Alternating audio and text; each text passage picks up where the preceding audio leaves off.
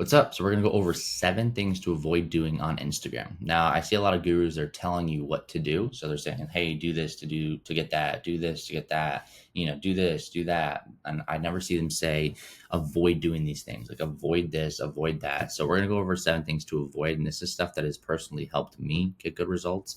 So I guarantee you it'll help you if you implement it. Number one, this is super baseline, super basic. Having a private Instagram. Why do you guys have a private Instagram account in 2024 going into 2025?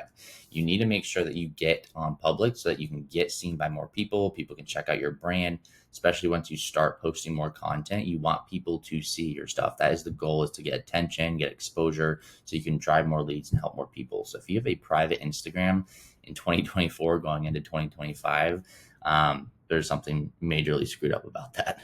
Number two is the hidden likes feature. Now, with this, I see a lot of people that might have low engagement, and I can understand you wanting to hide those likes because you don't want to show people that, hey, I only got 5 likes or 15 likes or 30 likes.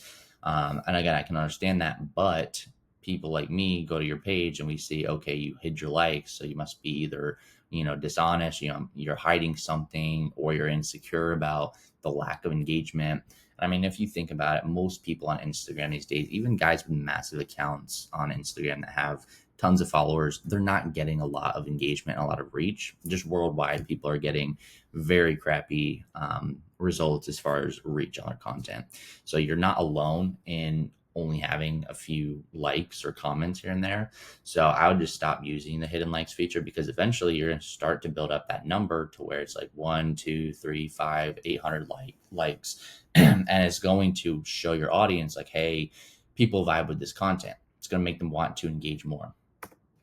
Number three is inconsistent branding. Now, this is also a big issue. I see people, one day they're posting about fitness, one day they're posting about real estate, next day they're posting about health and, diet, nutrition. It's like, stick to one niche until you've kind of proven successful there, and then you can dabble in other niches. But what I see you guys doing is, let's say you're in real estate and you post like a closing one day, and then the next day you post about like fitness or health or wealth or whatever. It's like that confuses the crap out of your audience. So you want to make sure that you are posting specifically about your niche, at least for the first couple years, so that way you can be known as that person. If you go to my page, I help people grow their brands, I help people with branding, I help people get leads through social media.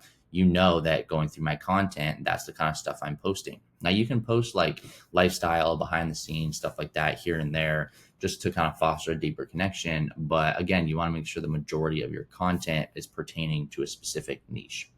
Number four is only posting one type of content. Now, this is another issue, is you guys have seen only post reels, or you only post photos, or you only post like carousel, posts. You need to post all three. You need to post all kinds of different types of content, because there's audiences that are very visual and they do like to see photos, and that stuff will do well. There's people who like to listen and see like moving content, and that's where video will have a much better strong suit. So you want to do both, because there's going to be different audiences who like different things. I would still make reels and videos probably like 40 to 50%, or maybe even 60% of your total content, because still overall reels are going to help push your stuff to way more people. However, I have heard the CEO of Instagram recently say that he's working on pushing out photos and still posts way more than they did in like 2020. So that's why I recommend still do that stuff, because it's still going to help you get more reach.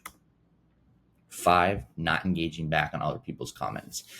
Super easy, super straightforward, but people just don't do it. They don't take time. So number one, it's like, if you respond to all your comments, it's going to double the amount of comments. So if you have 15, 20, 25 comments on there, boom, you respond to all of them. Now it's 50. So number one, it just looks better, gives you more credibility. Number two is it shows Instagram that you're active on the platform, that you're spending time engaging, and that's going to help push your stuff to more people. Number three is it shows your audience that you're bought into them, and it helps to foster that deeper connection. So there's no downside to responding to people's comments. If you don't want to do it yourself, get someone else to do it. I have an assistant that helps me with responding back to comments, but this is like just super basic stuff that will help push your content to more people. Number six is using the wrong hashtags. Now, when it comes to hashtags, this is kind of a thing where it's like it'll help a little bit, but it doesn't help a ton. I think they're a little bit overrated, but some people will use the wrong hashtags. And what I mean by that is you'll use banned hashtags. So there's actually sites, like I'll send you the link below, with sites that you can go to that will show you if that hashtag is banned or not, or you can even Google like banned hashtag finder. And you're going to be able to see like, okay, I've put 20 hashtags in each post and 3 of them happen to be like a banned hashtag. That's going to limit your reach. Instagram is going to see that, and they're going to like basically stall your growth on that piece of content because of those hashtags. So you want to make sure you're using the right ones.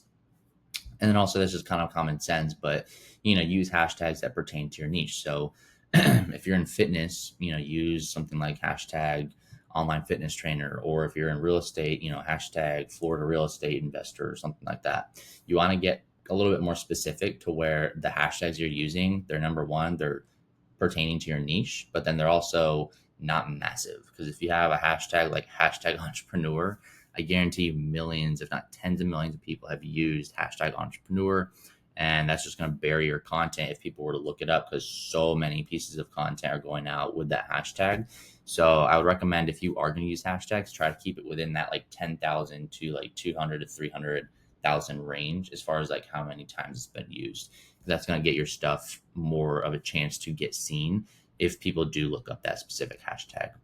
And then lastly, number 7, copying other people's content, copying other people's aesthetic. Like, I think the aesthetic is even more important, because if you have a page that looks like someone else, that's just super sketchy. Like, you want to, again, pave your own lane. You want to find your own lane. You want to find your own voice. And I have, videos. Check out my YouTube at Real Joe McCarthy. You'll see I have videos about finding what you stand for, finding your own voice, finding your niche. But if you're copying other people's content, you're just taking that lazy route, and it's not going to pay off in the long run, because people can see through that. They can see if you're just copying other people versus actually believing in your content and having that purpose, having that passion. So I'm gonna leave you with number 7 is just stop copying other people's content, stop copying other people's aesthetics and how the brand looks. Like, try to find your own lane. Like, people say that you need to, find like your own like niche and all that, but like there's really no like new niches that you can create. You need to find a niche that exists, but you need to make your own lane within that niche, if that makes sense. So if you're in fitness, you're not going to come up with some like revolutionary fitness idea or methodology necessarily. Like, you may be doing exactly what everyone else is doing, but you've paved your lane because you're talking about your values and what you believe in.